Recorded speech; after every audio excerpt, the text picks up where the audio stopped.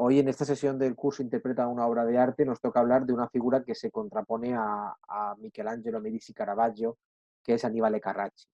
Si veíamos cómo Caravaggio tenía una estética, mirad, ese tenebrismo claroscurista, ese naturalismo tenebrista, bueno, pues vamos a ver a Aníbal Carracci una estética siendo contemporáneo, un poquito anterior, pero siendo contemporáneo del Caravaggio, como tiene una estética completamente diferente.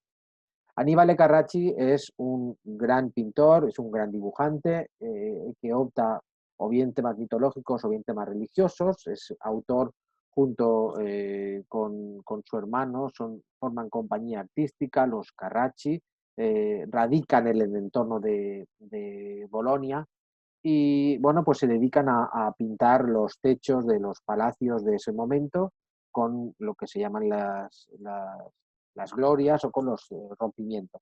Pero bueno, desde luego es una pintura que se opone o que se contrapone, mejor dicho, al genio de de Michelangelo Merisi. Aquí tenéis una coronación de la Virgen con figuras que bien pueden estar influenciadas en algún detalle por la obra de Miguel Ángel o incluso por la de Leonardo da Vinci. Aquí veis este Cristo muerto que retoma el mismo tema que había hecho eh, Manteña, es el lamento de Cristo muerto en un cuerpo, realmente una postura muy difícil, una postura en escorzo bastante complicada, bastante forzada, pero que al final, bueno, pues el resultado es bueno. El lamento ante Cristo muerto de Manteña, eh, el escorzo no lo había logrado tan bien y parecía que era un cuerpo demasiado corto. En cambio, este, al girar el cuerpo, al meter esa diagonal, ese escorzo, pues creo que queda mucho mejor resuelto. Es uno este que veis es uno de los cuadros principales de Aníbal Carracci, el Quo Vadis Domine, el que le dice San Pedro, ¿dónde vas, Señor? Esa visión que se le aparece, Cristo resucitado pero crucificado, o sea, acompañado de la cruz, y le señala el camino. Aquí vemos cómo San Pedro está así con ese gesto como de sorpresa o de rechazo. Y aquí empieza a adivinarse algo que va a ser un poco característica a partir de las pinturas, o sea, a partir de la segunda mitad del siglo XVI, todo el siglo XVII y parte del siglo XVIII. Y es esta manera de concebir los fondos paisajísticos. Esta manera de los fondos desdibujados, con muchas veladuras, con muchas capas de pintura. Esto es, digamos, influencia directa de los pintores venecianos. Tintoretto, Giorgione, Veronés, etc. Eh, Como genio interesante de la época del barroco, pues tenemos a Artemisia Gentileschi. Artemisia Gentileschi era hija de Horacio Gentileschi, un pintor bastante interesante de la Roma de finales del siglo XVI. Lo que ocurre es que Artemisia lo supera a su padre. Es una de las grandes pintoras de toda la historia del arte, y aunque, bueno, pues no sé, y esto es un debate que podríamos abrirlo en algún momento, aunque no sé hasta qué punto beneficia eso de distinguir pintores y pintoras, porque yo creo que todos son artistas, pues creo que el lugar que debería corresponderle a Artemisia, igual que el lugar de Sofonisba Anguissola o el de Luisa Roldán o el de tantas y tantas mujeres, pues todavía no ha sido suficientemente puesto de relevancia. Bien, os muestro algo de Artemisia Gentileschi. Artemisia Gentileschi es una mujer que se centra en pintar las mujeres fuertes de la Biblia. Aquí tenéis, esto es una versión diferente de lo que veíamos la semana pasada que había hecho el Caravaggio de Judith cortándole la cabeza al general Holofernes. Este es el momento de la decapitación. Mirad cómo están concebidas las sábanas, como si fuesen realmente unas gasas, como si fuesen unos tules, con un brillo ciertamente metálico. Está aquí Judith en un primer plano, aquí tenéis al general, cómo lo coge por la cabeza y cómo le corta. Y bueno, pues todas las figuras están recortadas sobre un fondo negro y que gira hacia los parduzcos, hacia los neutros. Eso es herencia del Caravaggio, eso es lo que se denomina el naturalismo tenebrista, naturalismo tenebrista. Hay un gran foco de luz, más que un foco, podríamos decir que se trata de un fogonazo de luz sobre los personajes de esta composición. Pero mirad, también es capaz de hacer pintura quizá un poco más amable. Esto no significa que lo que ha hecho aquí con Judith y el general Lozerne no sea amable, no. Pero si ahora que veis, por ejemplo, esta Virgen del Rosario con el niño, pues cómo trata amorosamente la madre a su hijo, cómo le hace ese regalo de ese rosario, en donde aquí al final va una especie como de coral. Ya sabéis que el coral es un elemento que se utiliza de antiguo para prevenir el mal de ojo en los niños. Y fijaos la delicadeza del velo, de este tul con el que cubre la cabeza la Virgen María, como incluso se transparenta al fondo. Son composiciones muy equilibradas, son composiciones quizá un poco herederas del Renacimiento, pero que en definitiva lo que hacen es mostrarnos a una pintora dotada de una gran técnica. Mirad, por ejemplo, aquí en La muerte de Cleopatra, lo mismo, son también obras que van a servir de inspiración para los pintores del siglo XVII. Por ejemplo, y Giacomo Vignola, volvemos otra vez a la arquitectura, porque Giacomo Vignola es el artista que va a codificar, el que va a consagrar el prototipo de arquitectura barroca. Pero la arquitectura barroca, como consecuencia directa de ese movimiento que veíamos también la semana pasada de la Contrarreforma. Sin entrar en el interior de la iglesia, esta es la iglesia del Jesús, la iglesia de los jesuitas en Roma. Sin entrar en el interior, simplemente viendo la fachada, podemos adivinar que el Jesús está compuesto de 3 grandes naves, la central más ancha que las laterales, y cada una tiene su acceso independiente. Y además se compone de las naves laterales, están acompañadas de capillas que no son unas naves laterales como tal, sino que simplemente esas capillas laterales son el resultado de perforar los contrafuertes y de ubicar unas capillas que son muy profundas. Se fija en ciertos aspectos de la arquitectura del siglo XV, porque esto es de mediados del siglo XVI. Se fija en ciertos aspectos de la arquitectura del siglo XV, como estas volutas o aletones que colocara Alberti en Santa María Novella, en Florencia, que también la veíamos. Y bueno, sigue todavía utilizando repertorios clásicos o repertorios de la antigüedad, como son esas grandes pilastras, las columnas, los capiteles de orden corintio, las hornacinas cubiertas por tímpanos o bien semicirculares como los de abajo, como estos de aquí, o bien triangulares como los de arriba. Pero lo cierto es que, a pesar de tener, digamos, un registro clásico o clasicista, aquí tenemos una concepción diferente de la arquitectura. Veíamos la semana pasada cuando Carlo Maderno diseña el pórtico, porque en realidad es un pórtico, el pórtico de la iglesia de San Pedro del Vaticano, cómo Maderno establece un juego de entrantes y salientes, y al final lo que genera es pues soluciones ópticas basadas en los claros y los oscuros, en las luces y en las sombras.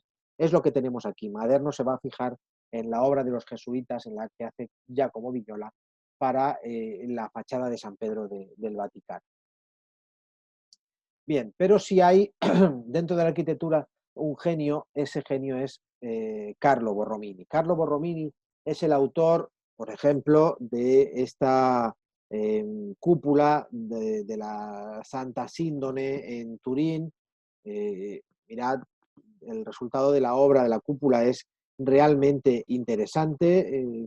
Veíamos también en el baldaquino que había hecho Bernini para San Pedro del Vaticano, veíamos ciertos elementos decorativos que eran alusivos a las diferentes familias papales que habían promocionado o que habían financiado esa obra. Pues aquí exactamente lo mismo. Aquí tenemos autoridades papales y nos lo están indicando las estrellas, las tiaras, las triples tiaras, en fin. Y luego tenemos su gran obra que es San Carlo alle Quattro Fontane, con esta gran fachada como si fuese un telón. Un telón, mirad, a partir del siglo XVI, muy particularmente el siglo XVII, y en España el siglo XVIII, porque ya sabéis que en España, bueno, pues sufrimos una especie como de retraso histórico, y los estilos artísticos aquí nos llegan siempre con cierto desfase de años. Bueno, pues a partir del siglo XVII se va a dar en Roma un fenómeno muy interesante que es el fenómeno del fachadismo. Las fachadas van a tener, a partir de este momento, un tratamiento muy especial. ¿Por qué? Pues porque las fachadas no son elementos sin más, sino que son parte de la trama urbana. Normalmente las fachadas están dispuestas al final de las calles para que actúen realmente como un telón o como un escenario de un gran teatro. Y bueno, pues como tales fachadas de obras religiosas, aunque también va a ocurrir lo mismo con palacios y con casas y con ayuntamientos, pero bueno, donde mejor se va a ver este resultado es en la arquitectura religiosa. Pues como tal fachada se aprovecha para ubicar una serie de mensajes, una serie de programas devocionales que anticipan el clima que se vive en el interior. Si vais paseando por Roma y veis o os topáis con la fachada de San Carlo alle Quattro Fontane, es imposible adivinar que en su interior existe esta construcción. Y además existe una construcción curiosa, porque todo está generado a partir de un óvalo, con lo difícil que es cubrir un óvalo, pero todo está generado a partir de ese óvalo. Un óvalo que descansa, mirad, en estas pechinas que veis aquí, y que además, no contentos con eso, porque podía haber caído en solución recta y haber hecho un paralelepípedo, no contentos con eso, Borromini hace una solución de óvalos rebajados para los 4 ángulos. Al final lo que hay es, bueno, una fantasía barroca, un derroche de imaginación y un gran prodigio de la ingeniería. Luego tenemos otras muchas más obras, por ejemplo, el Oratorio de los Filipenses en Roma, que es este edificio que veis aquí, un edificio hecho enteramente de ladrillo. En el siglo XVII se va a utilizar el ladrillo con mucha frecuencia en las portadas, igual que se utiliza la piedra. El caso que veíamos de San Carlo alle Quattro Fontane es un caso en piedra, en mármol duro. Bien, tenemos las iglesias del Popolo, en fin, tenemos una gran variedad de iglesias y de construcciones barrocas, porque fijaos, podemos pensar, bueno, esto contiene elementos anteriores, sí, pero ahora la pregunta es la siguiente. ¿Esto se da en algún momento anterior de la historia? ¿Se da en Grecia y en Roma? Desde luego que no. Primero porque en Grecia y en Roma no hay iglesias. Segundo, ¿se puede dar bueno, en Grecia desde luego que tampoco, porque Grecia no había descubierto el arco, no había hecho uso del arco. Después, en lo que viene a continuación de Grecia y de Roma, es decir, ese arte paleocristiano o bizantino, tampoco, porque además quedan pocas muestras del arte paleocristiano y bizantino. Y el románico, tampoco. El románico, recordad que eran edificios cerrados, eran edificios horizontales, eran edificios donde la cúpula sí había, porque no en todos los casos había, pero la cúpula sí había, eh, eh, era una cúpula de tambor cuadrado, no era una cúpula de tambor circular, y por tambor me estoy refiriendo a esta parte de aquí. Gótico, imposible. El gótico, arco apuntado, en vez de muro, cristal, nada. Renacimiento, el Renacimiento pudiera ser Renacimiento. Es decir, estamos hablando de repertorios que son semejantes, utilizan los mismos elementos, pero con un uso diferente. Ahora bien, ¿por qué decimos que esta obra es barroca? Simplemente tenéis que fijaros en dos pequeñas cosas.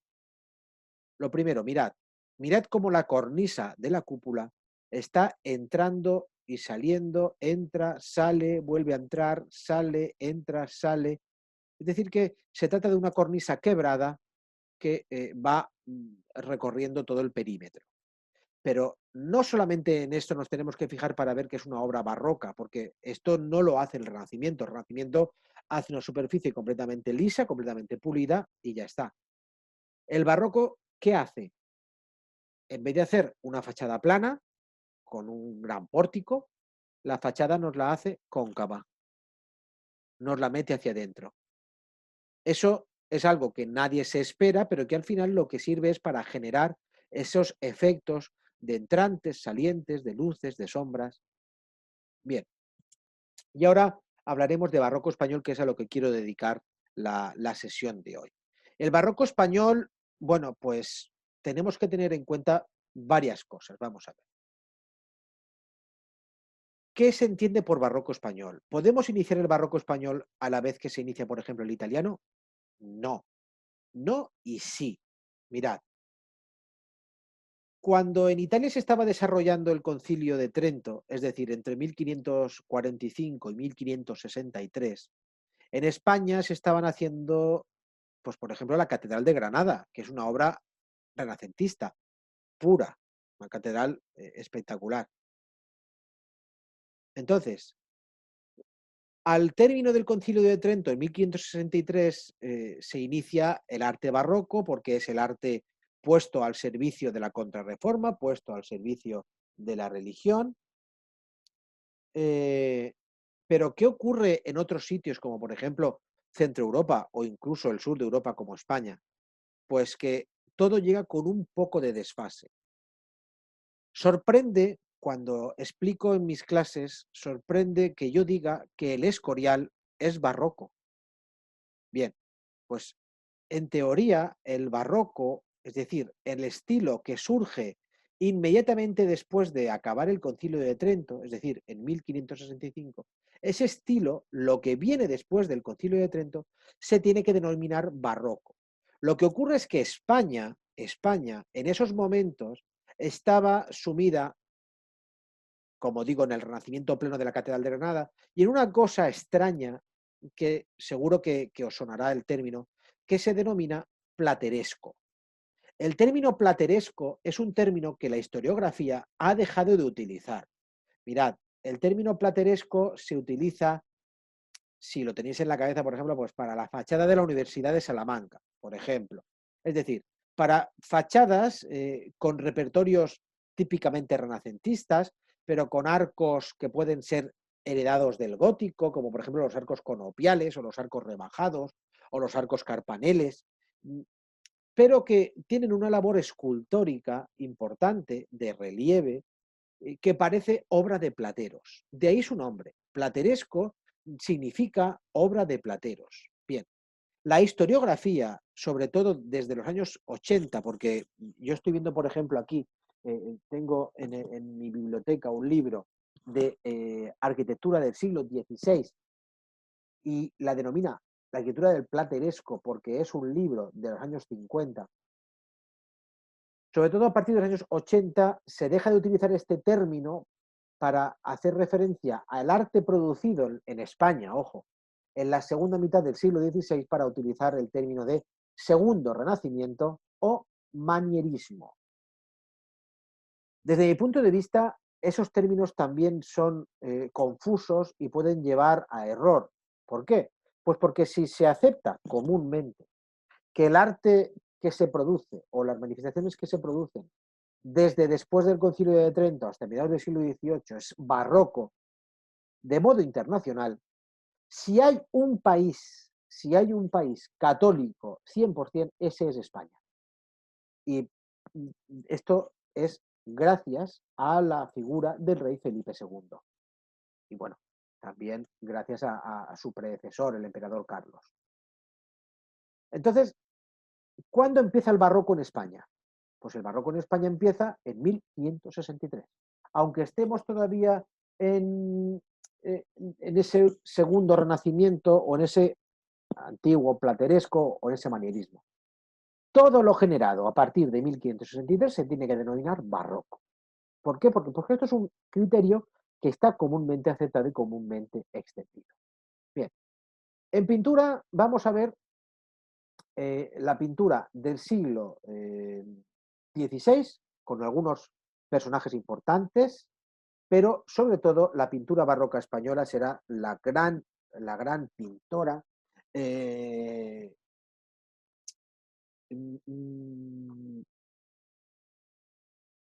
porque es el nombre, es el momento de los grandes nombres. Es decir, si hay un momento de oro para la pintura española, ese es el siglo XVII. No en vano, la pintura del siglo XVII se conoce como pintura del siglo de oro. Tengo, por ejemplo, mirad, hay, por ejemplo, algún libro. Mirad, este libro es altamente recomendable. Pintura barroca en España. Es uno de los manuales de arte cátedra. Los manuales de arte cátedra son, lógicamente, manuales para universitarios, ¿no? Pero son manuales accesibles a todo el mundo. Y si queréis conocer la pintura barroca española, este. Pero es que hay otros que os puedo recomendar al respecto. Por ejemplo, de Alianza, todos estos los encontráis en la FNAC, incluso los podéis pedir por internet. En Alianza está que a mí me ha servido muchísimo para prepararme muchas clases, porque la primera asignatura que me tocó impartir en la Universidad de Murcia, cuando obtuve mi plaza de profesor, fue pintura barroca española. Fijaos, yo disfruté una barbaridad. Pues mirad, este libro, Del Greco a Murillo, es un libro muy interesante. Después, si queréis, os mando las fotos de las cubiertas para que, bueno, pues podáis, si queréis, completar esto bueno, quien tenga curiosidad por tener una biblioteca de temas de arte, pues son libros interesantes. Después, por ejemplo, mirad, a ver, ¿qué os puedo enseñar que tenga que ver así con el tema?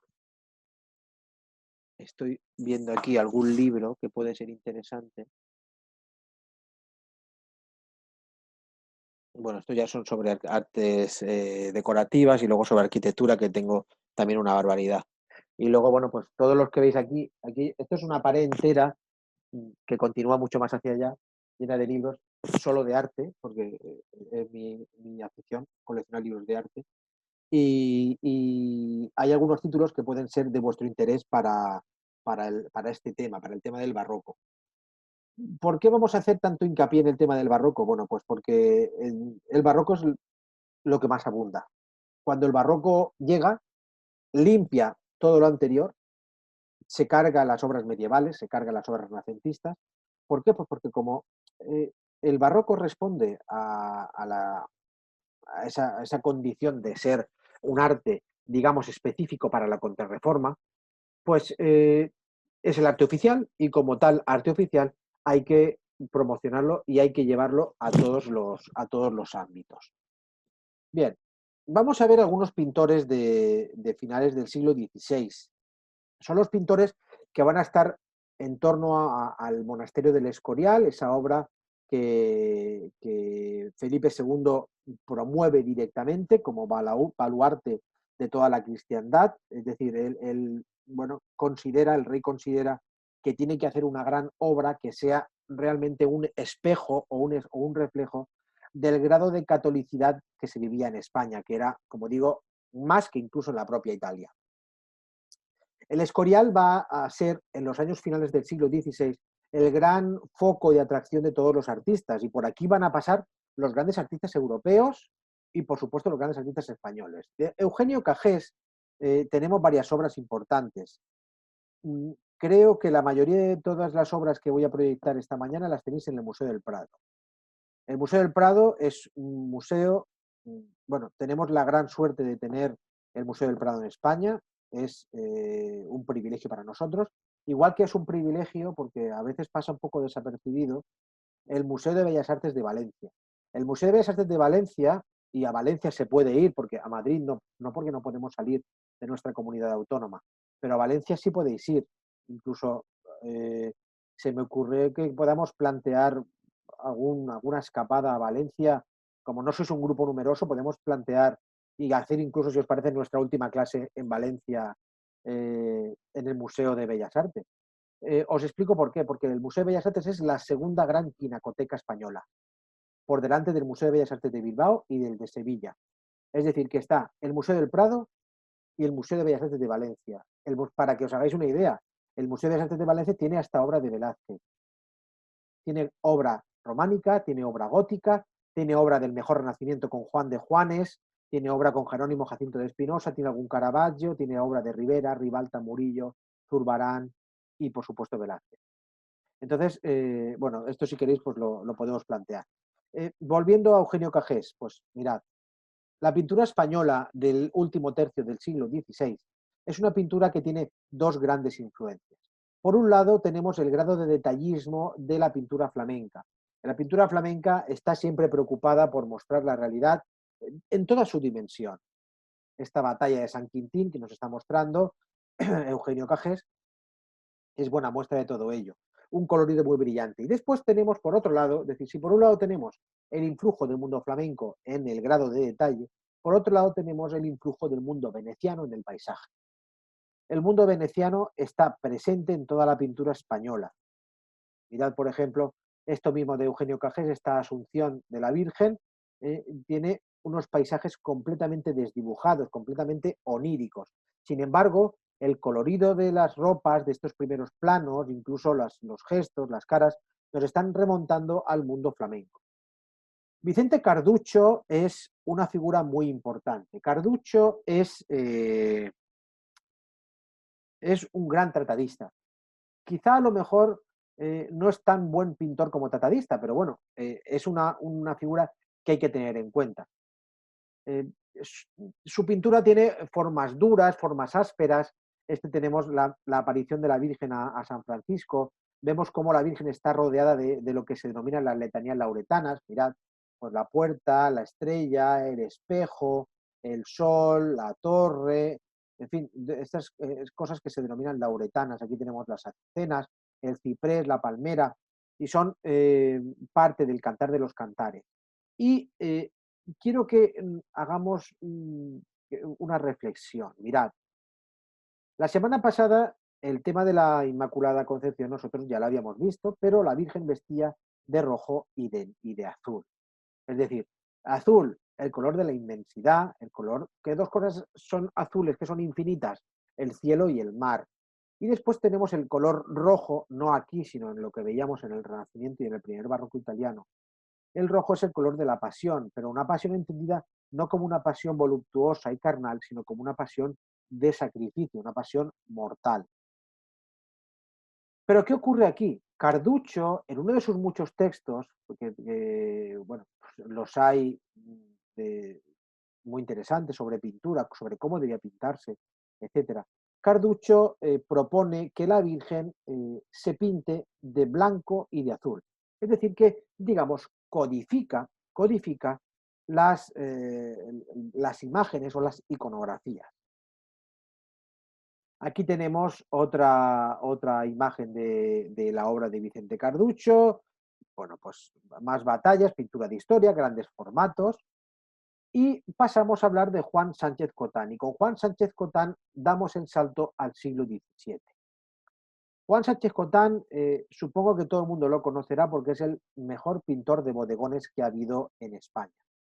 Es el autor, por ejemplo, de este famoso bodegón, del bodegón del Cardo, colgado en el Museo del Prado. Aquí tenéis Juan Sánchez Cotán y una F, que significa Fekit, me hizo, 1602. Bien, el bodegón es un género que no tiene tema. Es decir, es una pintura que no cuenta nada, simplemente muestra. Y en el caso de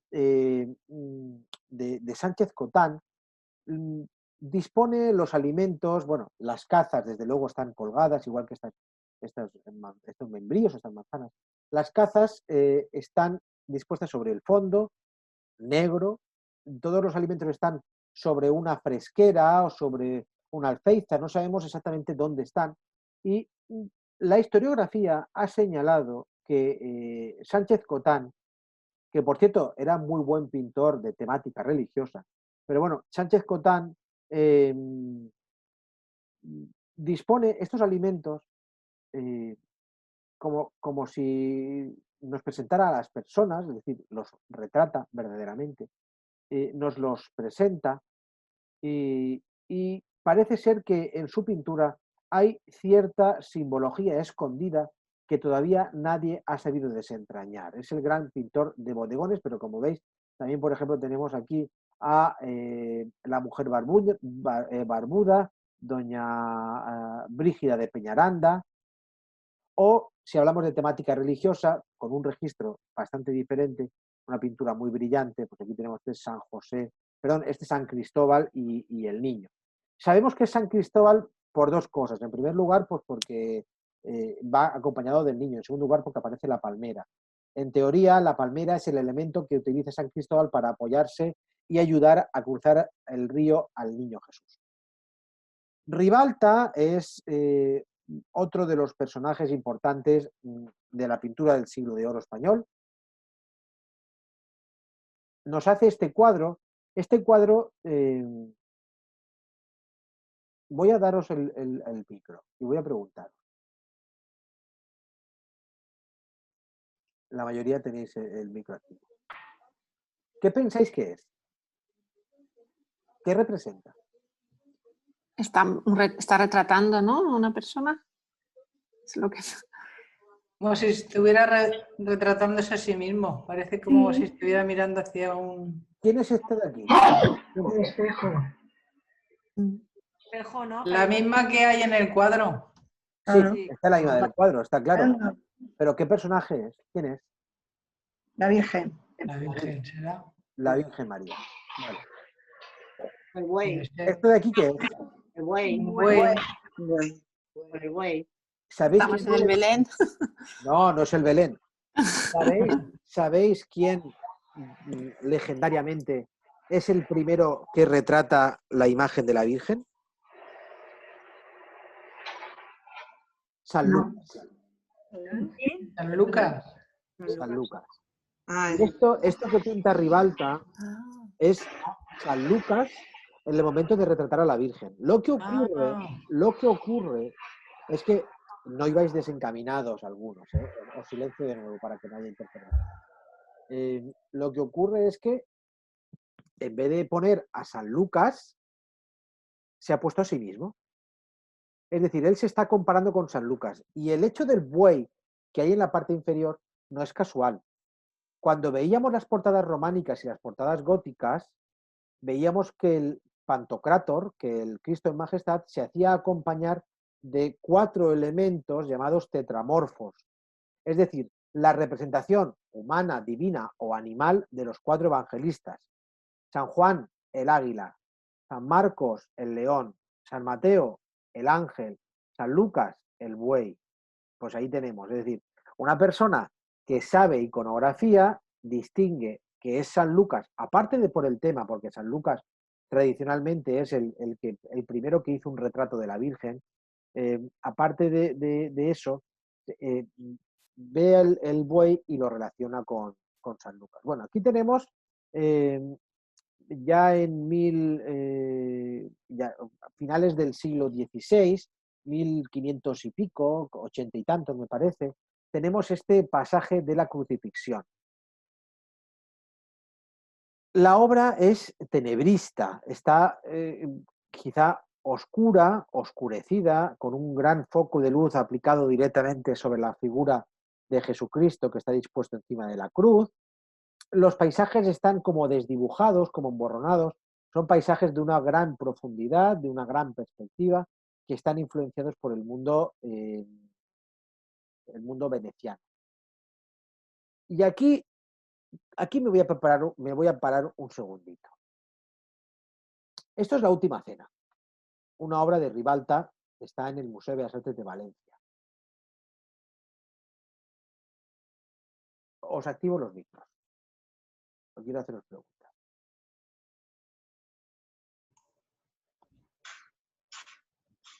¿Qué os llama la atención? A mí el colorido tan A mí los rojos. rojo. El personaje de la derecha que mira hacia nosotros. Este. No, Sí. este también. A mí también Es Judas. Sí. Mira al pintor, ¿no? Mira, este está No hay mirando, 12 apóstoles, ¿no? está mirando al espectador. Todos estos están pendientes de la escena que está ocurriendo aquí, que es... Ay, Pedro, un segundo, intento activarte el sonido, espera un momentito. A mí tampoco. Sí, yo oigo por aquí, María Eugenia, te he oído ahora. Pedro, no tienes el sonido quitado, lo tienes activo. Ah, ¿lo quito? Oh, no, ahora no. A ver, Pedro, ¿qué pasa con Pedro? Yo no veo. Pedro, aquí me aparece el sonido como que lo tienes bien. Bueno, entonces, como os digo, todos estos están pendientes de lo que está ocurriendo aquí. Aquí tenemos a San Juan, que es el más joven de todos, nos lo pinta casi sin barba. Y aquí hay uno, si os fijáis, estos, pues más o menos, dice Pedro, a mí me dice que no puedo activarlo. A ver, voy a dejar de compartir esto. A ver, Pedro. Hombre, ahora me voy a ver en la pantalla entera. Pedro, según los comandos que estoy aquí, tienes el sonido activo. Lo único que te diría es que... A ver, espera un segundo. De silencio.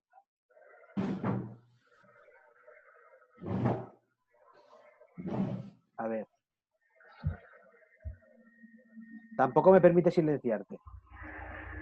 Es que a veces sale una leyenda que pone cancelar sonido y hay que apretar ahí para que se abra el sonido.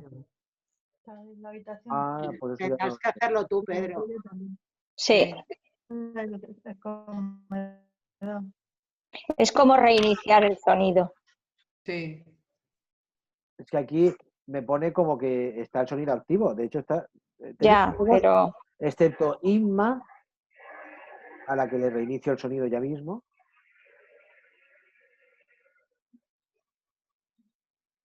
Excepto Inma, todos tenéis el sonido activo. Vale, ahora se ha ido Pedro y ahora supuestamente entrará. Bien, entonces, como os decía, hay cosas, voy a proyectar esto. Hay cosas que nos están indicando. Mira, Pedro está por aquí. A ver. Pedro, ¿puedes hablar ahora? Ahora sí. Ah, ahora sí. Bien. Entonces, como os decía, y esto forma parte de la iconografía ya, hay cosas que nos están indicando que este es Judas. Joder. En primer lugar, es más feo que el resto. No lo digo para que os riáis, ni mucho menos. Es verdad, es más feo. cetrino, está cetrino. En segundo Está lugar, pálido. Esconde las monedas. en segundo lugar, está escondiendo una bolsa con las monedas. Es Judas. En tercer lugar, viste de amarillo. Lo que pasa es que el cuadro está bastante oscurecido, pero viste de amarillo. El amarillo es el color asociado a la locura. Y ahí que también sea un color para los supersticiosos que nunca visten de amarillo. Etc. Esto se hereda de estas iconografías. Y en último lugar, es pelirrojo. El color rojo en el pelo se asocia, se vincula a la maldad, a la brujería. O sea, Mi hijo es pelirrojo. ¿tu hijo es pelirrojo? O tú sabrás. María Magdalena también muchas veces, ¿no? La ponen pelirroja. Sí, a María le ponen pelirroja. Entonces, ¿con esto qué quiero decir? Esto que acabo de hacer, es decir, de leer la imagen, de interpretar una imagen, esto se llama iconografía. Y esto se cristaliza, ahora ya que os estáis por ahí cuchicheando. Alejandro, perdona, me has Sí. dicho el color amarillo. ¿Qué significa? La locura. Eso, locura, que no sé, que se me había ido de la cabeza. La Gracias. locura. Entonces, este ejercicio que acabo de haceros de interpretar una imagen, de leer una imagen, esto se cristaliza en el siglo XVII con la obra de un gran tratadista, que es Francisco Pacheco. Francisco Pacheco es el gran tratadista del siglo XVII en España, del arte del siglo XVII. Él hace un tratado importante que se llama El arte de la pintura.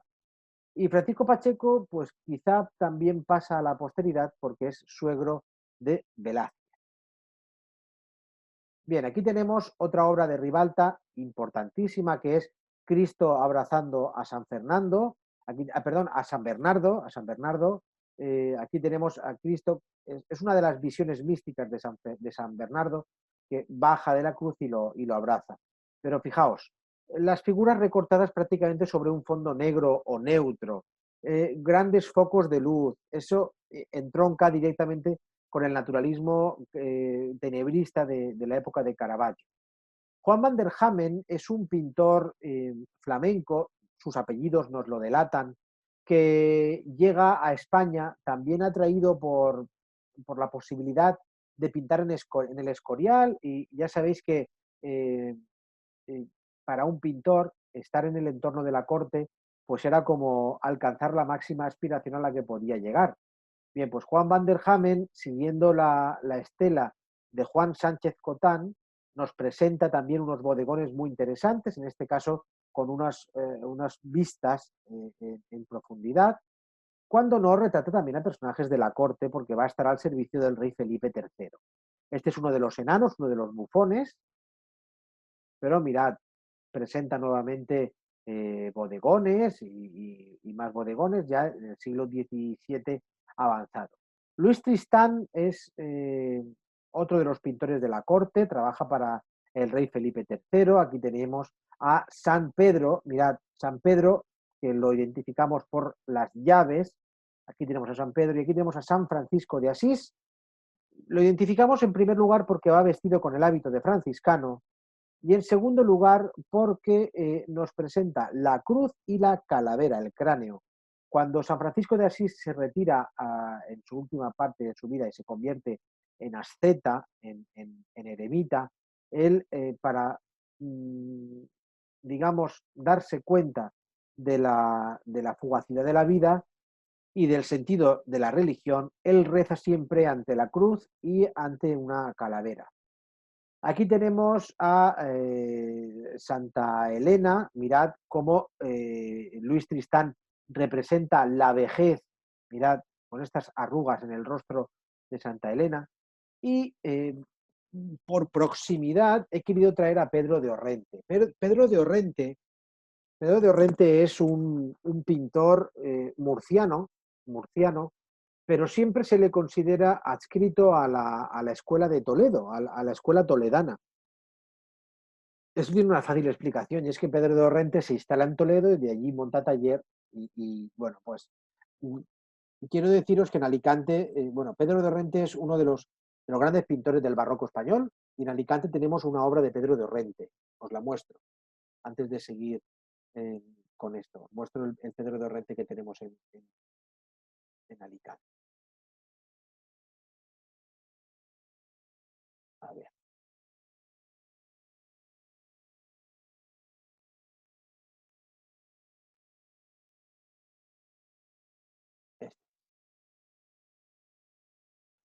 Este es un lienzo de San Guillermo. Es una obra fechada y firmada, está fechada en 1600 y poco, 1603, 1604, firmada por Pedro de Orrente. Es una obra de una gran calidad técnica. No sé si en la foto os podéis apreciar bien. Aquí tenemos a San Guillermo con sus elementos, bueno, pues su armadura, su corona. Sabéis que fue rey de Francia. Y está en la concatedral de San Nicolás. Lo único que no está expuesta al público. Está en lo que se denomina el aula capitular, junto con otros cuadros interesantes. Mirad, ya que estamos aquí, os enseño los cuadros que hay en el aula capitular, para que los veáis. Por ejemplo, mirad, esta Inmaculada, que es de Juan Conchillos, también está en el aula capitular de San Nicolás. En el aula capitular de San Nicolás, bueno, Juan Conchillos, para que tengáis un poco de información, es el autor de las pinturas del Camarín de la Santa Faz. Es una figura interesante dentro de Alicante, del Alicante de finales del siglo XVII. También en el aula capitular está este cuadro, que por su estado de conservación, que es lamentable, lo vais a ver ahora, me da lástima, está muy mal, pero se adivina una pintura valenciana de principios del siglo XVII, o sea, de esta época que estamos hablando hoy. Esto es lo que se conoce como la cena de Emaús. Dos discípulos, a la hora de cortar el pan, pues tienen la visión de que se les aparece Cristo resucitado y les bendice el pan. Os enseño más cositas que hay en el aula capitular. Por ejemplo, mirad, este que a mí me gusta particularmente y que es el que utilizaré para felicitar la Navidad este año. Esta adoración de los magos es un lienzo atribuido, que yo creo que atribuido con acierto al pintor Senén Vila. Senén Vila es un pintor murciano de finales del siglo XVII y bueno, pues esta adoración de los magos también es muy buena y está en San Nicolás. Y así que más tenga yo por aquí de San Nicolás que pueda resultar de interés, pues creo que eso. A ver, tengo muchas fotos de San Nicolás. Por ejemplo, si hablamos de pintura barroca, por ejemplo, mirad, os pondría este. No se ve muy bien, este sí.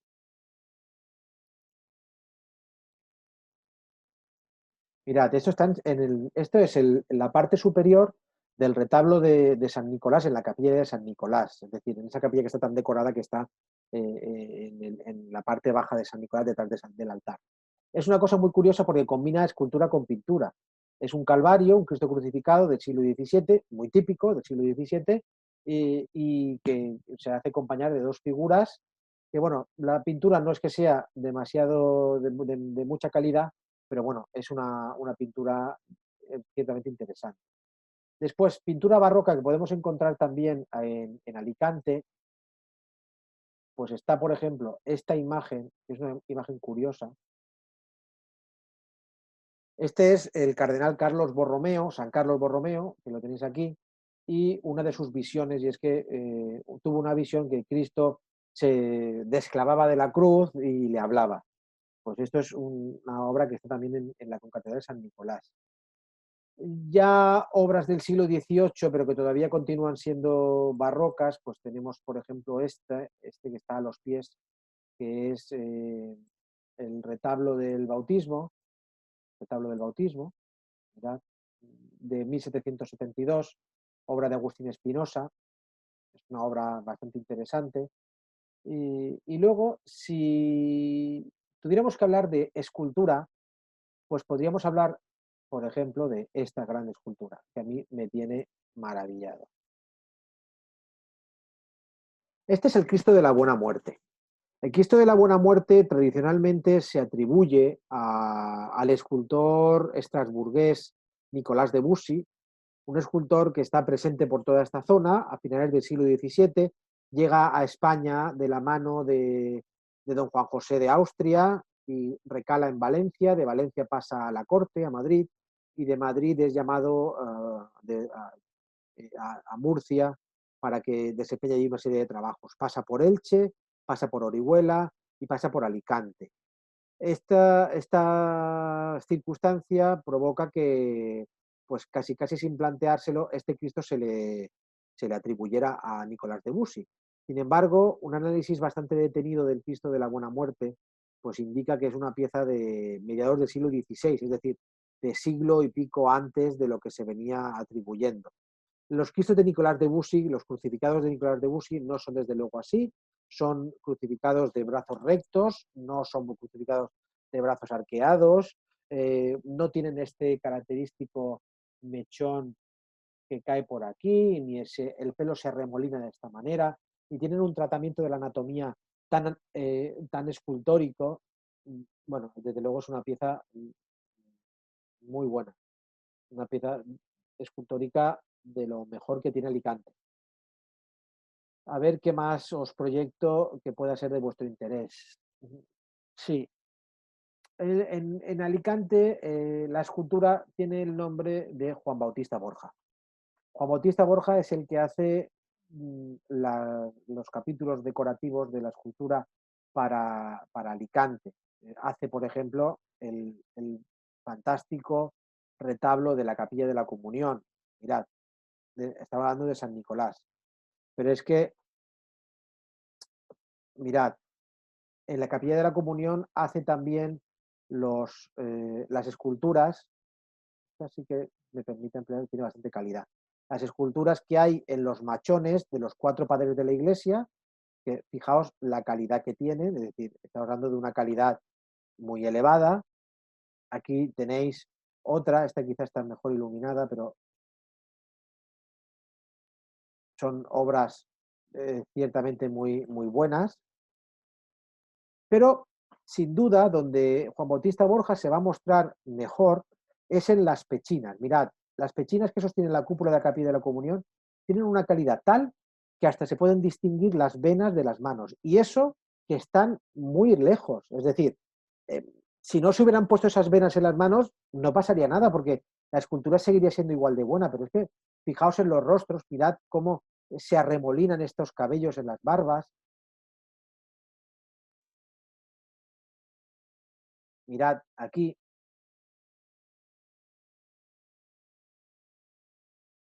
Son esculturas de una calidad elevadísima. O por ejemplo esta, que está en el anillo de la cúpula, que son relieves que pasan siempre desapercibidos, pero que tienen muchísimo interés. Este es Cristo Redentor. Mirad la llaga de las manos, las venas, el costado, es decir, y esto en realidad está puesto de manera gratuita, porque todo esto ni se ve, todo esto no se aprecia. Pero es que mirad el rostro. El rostro es fantástico.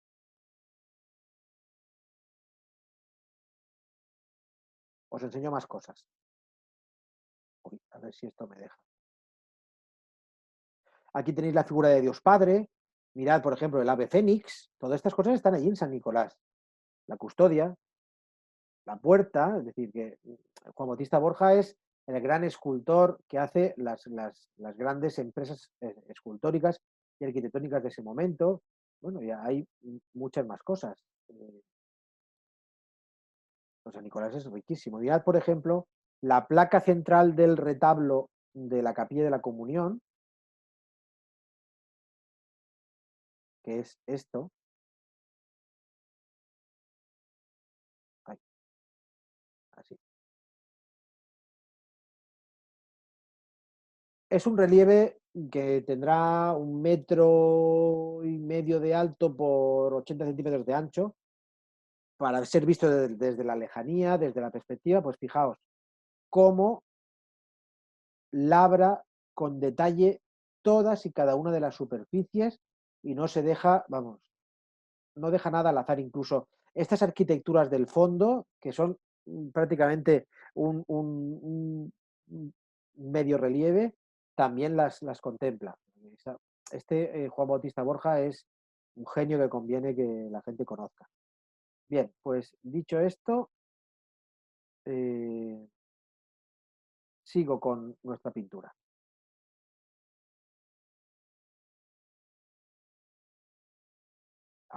Estábamos hablando de Pedro de Orrente cuando os he dicho, claro, es que si en Alicante hay una obra de Pedro de Orrente, pues creo que es conveniente significarlo. Bien, Pedro de Orrente es el pintor de grandes muchedumbres, le gustan mucho los paisajes, muchas figuras de animales, figuras pequeñitas, pero también es el pintor de temas religiosos bastante evidentes, como por ejemplo el martirio de San Sebastián, que sabéis que murió asaeteado, es decir, con todas las flechas clavadas en su cuerpo. Y esta es la pintura típica de Pedro de Orrente. Esto es las bodas de Caná, la multiplicación de los panes y los peces. Y pasamos al Españoletto, a José de Ribera. José de Ribera es un gran pintor. Aquí tenemos a San Andrés. Reconocemos que es San Andrés por esta cruz en aspa que hay aquí detrás. Hace un apostolado completo con una gran maestría. Aprende en Roma y se nota que aprende en Roma, se nota cuáles son sus referentes, se nota que detrás de todo esto está Caravaggio, están, bueno, pues todos los grandes pintores de ese momento. Aquí vemos la circuncisión, bueno, la matanza de los inocentes. Y bueno, ¿qué tenemos aquí? Pues obra heredada directamente del naturalismo tenebrista, por herencia de Caravaggio. Tenemos también el martirio de San Felipe.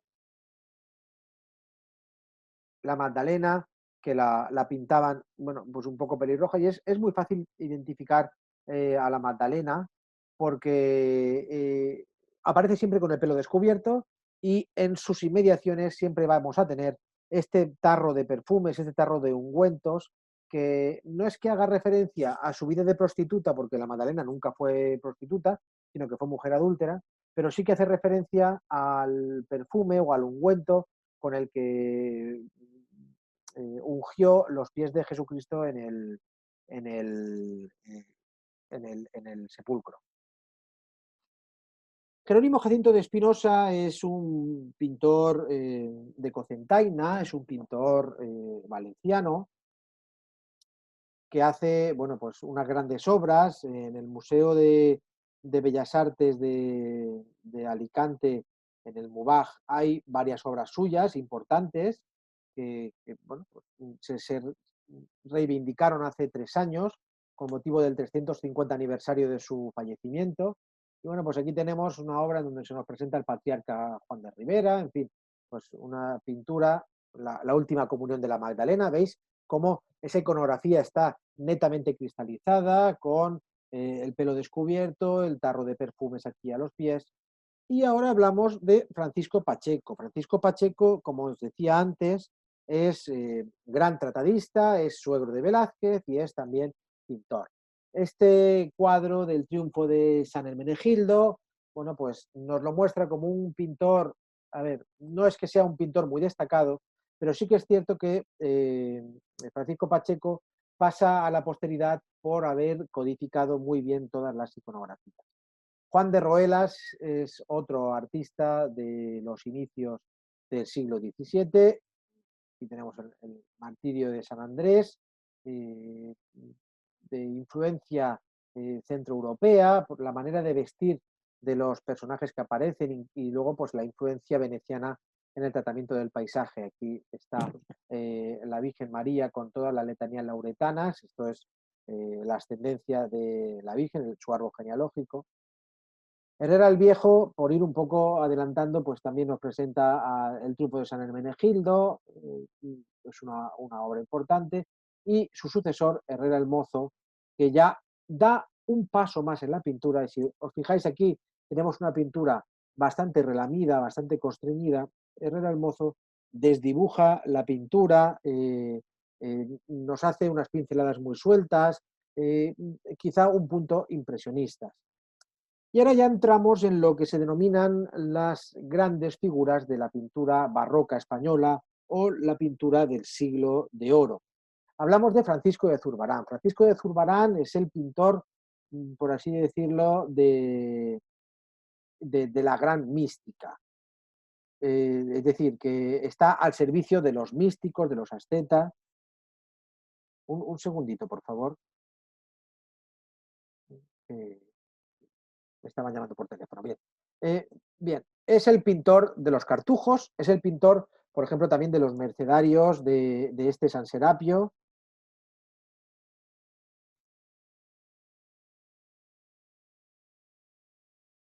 Un segundo, por favor.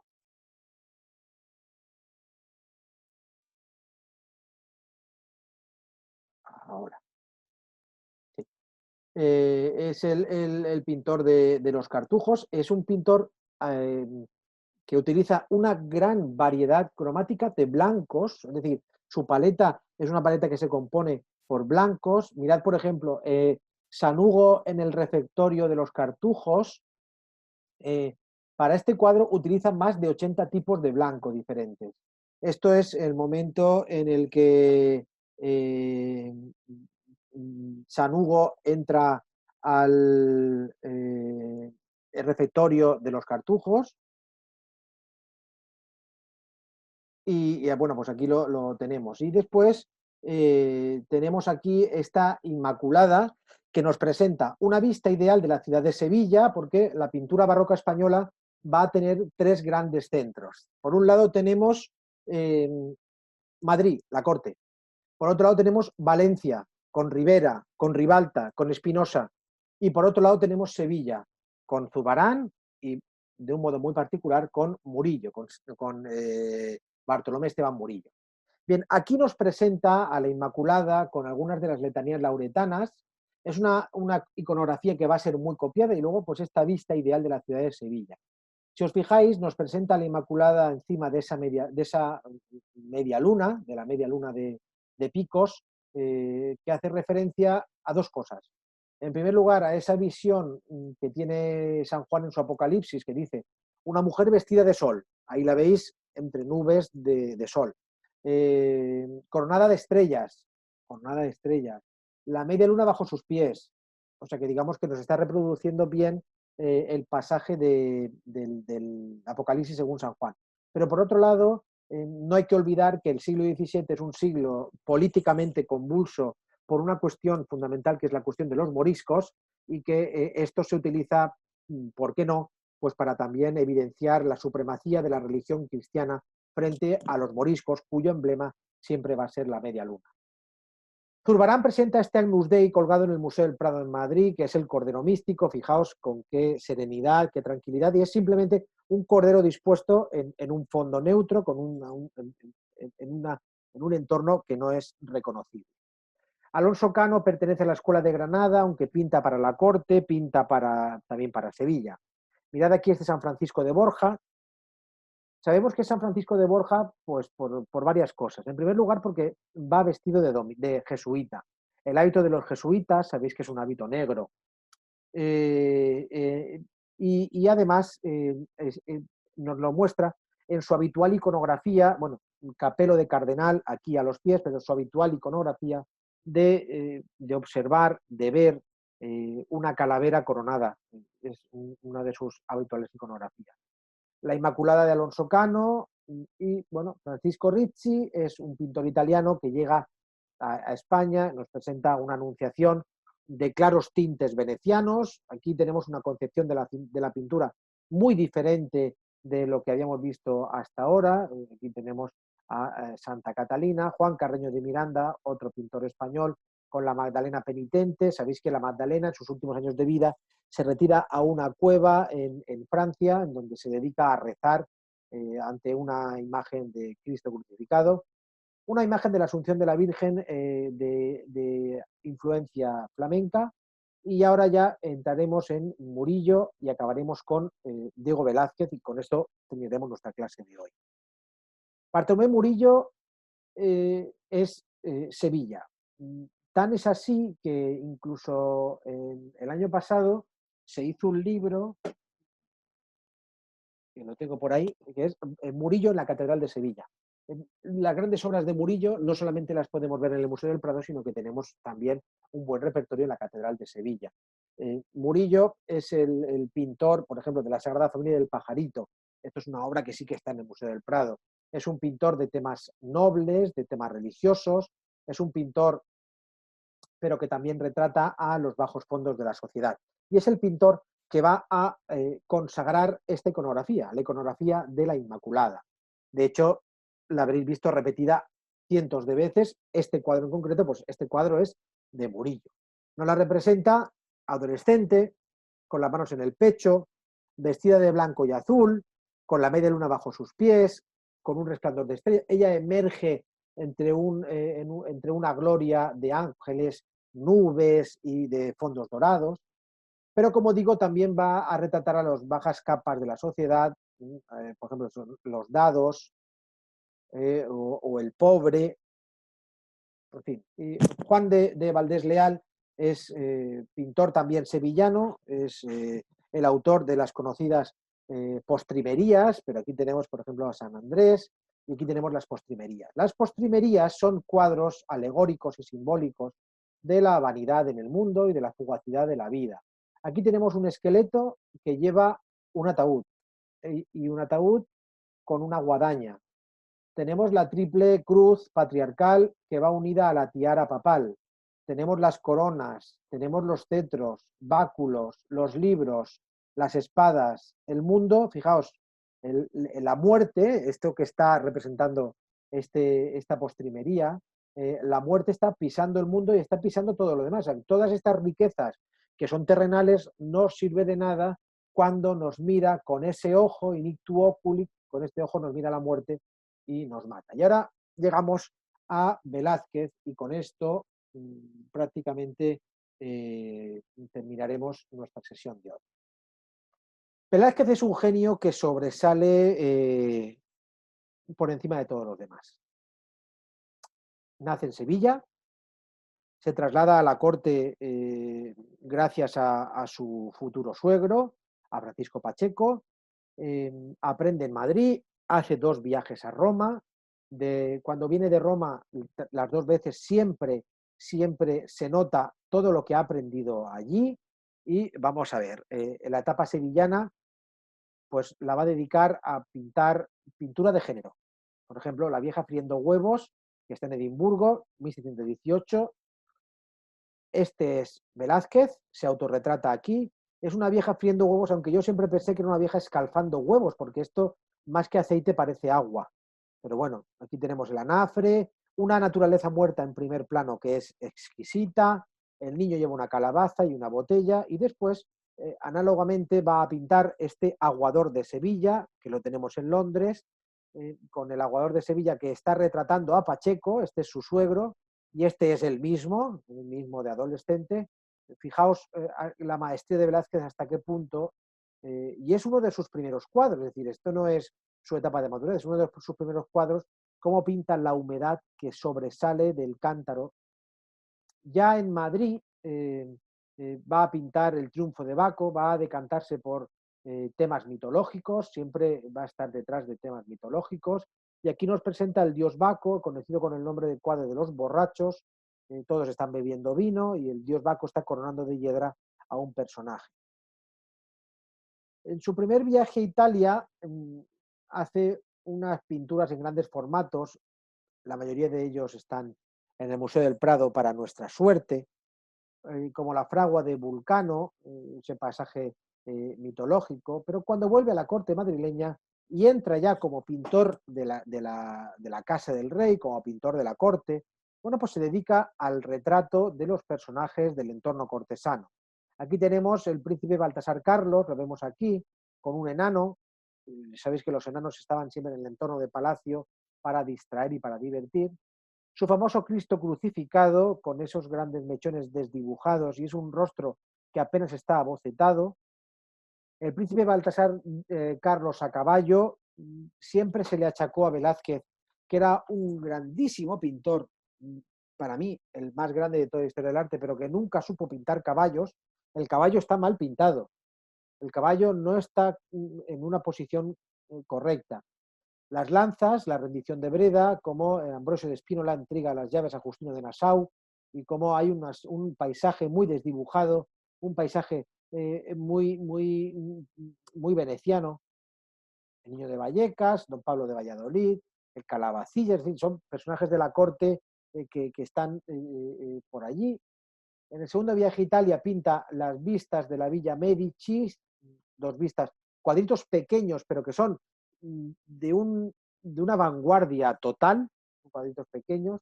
La Venus del Espejo, que es una obra que nos retrata muy bien el cuerpo de esta Venus, pero no nos retrata el rostro. Y el periodo final, que es, digamos, su periodo de madurez, su periodo de consagración, con las Meninas o la familia de Felipe IV, en donde nos muestra al rey Felipe IV y a la reina Mariana de Austria. Aquí, esto es un espejo, los reyes estarían donde estamos nosotros. La infanta Margarita, la infanta Cristina, una de las Meninas, es decir, una de ellas se está acercando a la infanta Margarita para darle un búcaro. El búcaro no es para que bebiera agua, sino es un búcaro que estaba hecho de arcilla, y la infanta Margarita iría cortando pedacitos de ese búcaro para irselos comiendo y mantener esa piel blanca, como estáis viendo. Los enanos de la corte, Mari Bárbola y Nicolasito Pertusato, y este realmente es un enano, no es un niño, porque en el momento en el que se hace este cuadro, 1656, Nicolasito Pertusato tiene 18 años, fijaos. Aquí tenemos al amo de llaves y a la criada Catalina y a otros personajes, y desde luego a Diego Velázquez. Diego Velázquez, que se autorretrata pintando, es decir, en su oficio, y además se autorretrata en su condición de caballero, porque él se autorretrata con su uniforme de la Orden de Santiago. Aquí tenéis la Orden de Santiago, tiene este emblema que lleva en el pecho, la Cruz de Santiago, Pero fijaos, porque Diego Velázquez es nombrado caballero de la Orden de Santiago a título póstumo, con lo cual esa cruz debió pintarse posteriormente a su muerte. Y en teoría este cuadro que está pintando es el retrato de los reyes de Felipe IV y de Mariana de Austria, un retrato que no ha llegado a nuestro tiempo, porque seguramente se quemaría en el incendio que sufre el Alcázar de Madrid en 1724. Hace también Las hilanderas o La fábula de Aracne en 1657. Las hilanderas es el primer plano, pero en realidad el título, La fábula de Aracne, es esto que se cuenta aquí, cuya parte superior, esta parte de aquí, está reproduciendo el Rato de Europa de Rubens, que Velázquez ve directamente en el Alcázar de Madrid. Marte meditabundo, como dios de la guerra, como, digamos, 1600, no, la fecha está mal, es 1660, como trasunto del rey Felipe IV ya en sus últimos tiempos. Y con esto, si os parece, terminamos la clase. Os activo el micro. ¿Qué os ha parecido la pintura barroca española? Muy bien. Muy bonita, Magnífica. Me ha gustado mucho. magnífica. Sí, Muy interesante. sí, la pintura barroca española es, creo que, el gran capítulo artístico que hace España en toda su historia. Lo que pasa es que ahora nos has dejado un montón de trabajo, porque yo por lo menos que me he ido anotando todos los pintores para ir buscando cada obra y toda su historia, pues En mi canal de YouTube, En el canal. en mi canal de YouTube tenéis un vídeo monográfico sobre Velázquez. Ese lo vi yo. ya. Ah, ¿ya lo habéis visto? Ah, mira, Yo sí. y un vídeo monográfico también chiquitito Buenísimo. sobre la vieja friendo huevos. Yo eso lo he visto también. Ese no lo he visto. Pues lo miraré. Y ahí tenéis material. Y bueno, en YouTube tenéis infinidad, pero yo os recomiendo, ahora os voy a mandar por el grupo de WhatsApp, os voy a mandar estos 2 libros, porque son 2 libros que os recomiendo para que tengáis una formación mucho más específica sobre el arte barroco español, concretamente sobre la pintura, que son las grandes aportaciones que hace España a la historia del arte. Muy interesante. Una cosita, Alejandro. Sí. El correo este que vamos a mandar al coordinador, Sí. ¿tenemos algún plazo para mandarlo? No, ninguno. Algunos sí que habéis mandado ya correos. Os agradezco mucho que hayáis sido tan generosos en vuestras palabras hacia mí. Y bueno, pues yo espero que se sigan haciendo cursos, claro que sí. A mí me dijo que a partir de enero llegaría la programación, pero que no confirmaba qué tipo de cursos iban a formar parte. Esa es la respuesta que me llegó. Vamos. Insistiremos. Sí, claro. Nicolás, y pedimos que queremos ver el aula capitular. ¿Tenemos acceso? ¿O no? A ver, el aula capitular forma parte de las estancias privadas, pero merece la pena. Vamos, yo lo recomiendo. Si tenéis posibilidad, pues le decís a Sacristán, queremos ver el aula capitular porque queremos ver las pinturas y podéis verlas, vamos, yo no creo que haya inconveniente. Vale. Haremos una excursión. A mí me gusta mucho hacer una visita guiada a San Nicolás, pero bueno. Pena que no se pueda. La lástima es el tiempo que estamos, que no podemos hacer nada. Claro. Efectivamente. Pues sí. Pero bueno, ya vendrán otros tiempos y podremos ir en grupo a donde sea. Seguro que sí. Podemos hacer planes. Claro. Bueno, pues muchas gracias a todos y nos vemos Gracias. la próxima semana. Gracias. Un buen fin de semana. Gracias. Pronto, adiós.